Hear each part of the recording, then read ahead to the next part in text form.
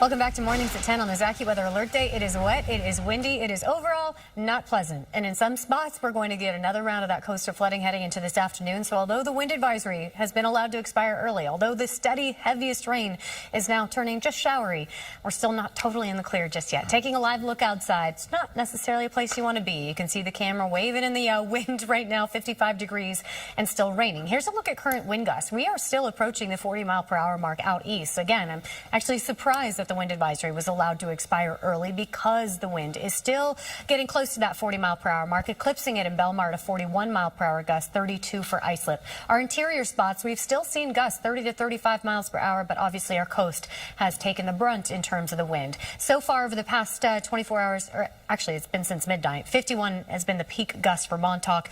We've been close to the 40-mile-per-hour mark. Belmar, LaGuardia, Islip, each right around 45 miles per hour, 47 in Fairfield County. And although we are dropping below advisory criteria, it is going to stay windy today. The worst of the wind, I do believe, is behind us, but you can clearly see those gusts hovering right around 35 to 40 miles per hour for the remainder of today. As we head into Tuesday, a noticeable breeze, but we're finally dropping below 30 for the bulk of the day tomorrow as this storm system begins to pull away.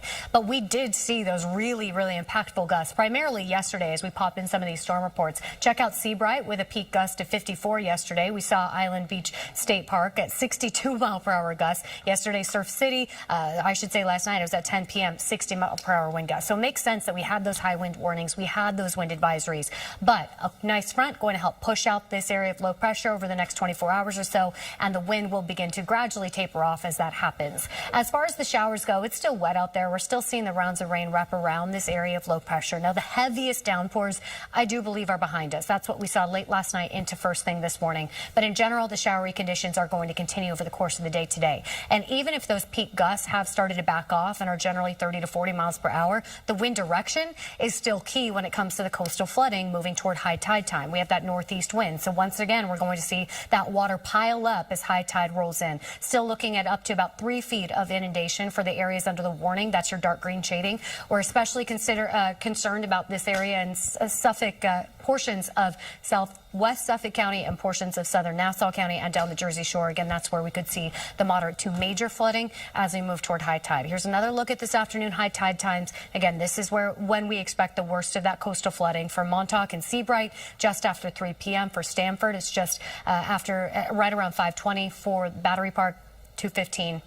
Fire Island, 151. So the coastal flooding is definitely going to be the worst impact, especially when it helps to contribute to some of that beach erosion. But as far as flooding from rainfall, it's just a little bit of that ponding on the roadways. The rainfall reports have been pretty impressive, about 1.5 inches for New York City, close to that for West Hampton. We're closing in on 2 inches for White Plains. And we are seeing a little more rain as these showers continue to wrap around. But steady rain is turning showery for the remainder of today. That being said, don't put the umbrellas away yet. Even through sunset tonight, a few showers linger. Early tomorrow, maybe a little bit of drizzle out east, and then we can taper off those rain chances as we head toward Wednesday. So here's a look at the rest of today. Yes, still going to stay windy, still going to stay wet as the AccuWeather alert continues, especially concerned about the coastal flooding that we get heading into this afternoon.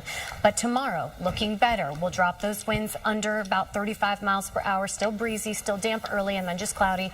And then finally, back to better weather starting Wednesday beyond. The 7-day looks pretty good. I think Wednesday 66 and sun will feel fantastic. Yeah. That weekend looks pretty nice too. Yeah, not bad. Forward to it. All right, still ahead here, our mornings at 10. Nina joins us with some helpful tips. Welcome back, 10:51 now on our Monday morning, an AccuWeather alert day because of the nasty weather out there. Now, the worst of it, I believe, is behind us, but we are heading toward another high tide cycle, which means for our vulnerable coastlines, we are still facing another threat heading into this afternoon. Right now, still wet and windy, 55 degrees out there. It's actively raining, and it is breezy enough to be unpleasant, and that is the reason the AccuWeather alert continues today as this nor'easter continues to impact the area. Rain, wind continuing, even if it's not as bad as what we saw this morning, and another round of coastal flooding moving toward high tide this afternoon.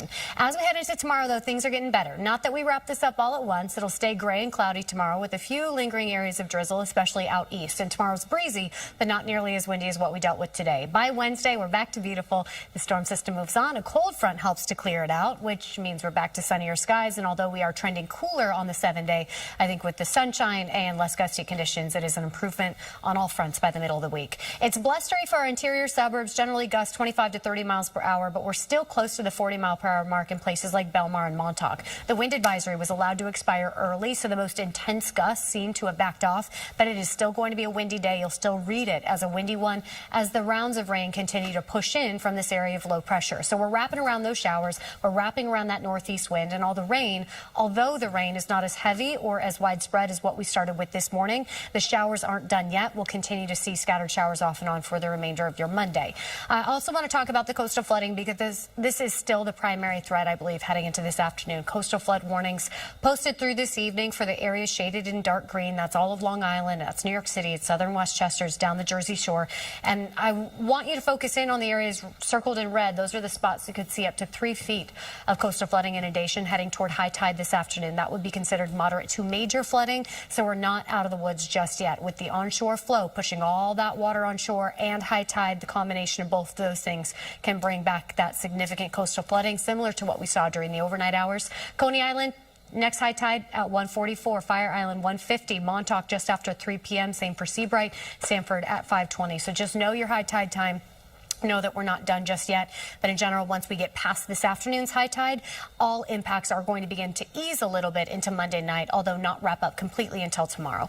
Futurecast showing those scattered showers continuing to wrap around through this afternoon, so no, not as steady as what we saw this morning, but there still can be some downpours through the remainder of today. As we move into Tuesday, the cloudy conditions continue, so does the breeze, but any showers will be spotty tomorrow, and that favors areas east of New York City.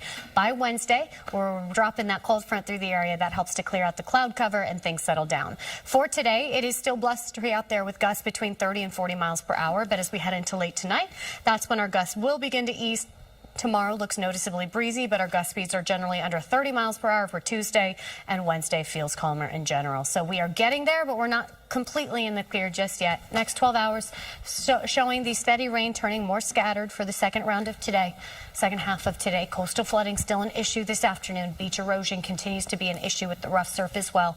But the strongest gusts are expected the first half of today and heading toward tonight, although still windy, not quite to the damage-inducing level. That being said, the ground is now saturated. A lot of the area has seen an inch and a half of rain. When you have gusts in the 30-mile-per-hour range on soft ground, that can still topple trees. It can still lead to wind-related damage and power outages. So again, not out of the woods just yet, but we're moving in the right direction for the rest of the week. All right, we'll see how the next few hours plays out. Yep. All right, we'll be right back. Well, that does it. That is it for us. I know, right? We just came back and now we're saying bye. We do want to leave you, though, with this programming, though, just so we can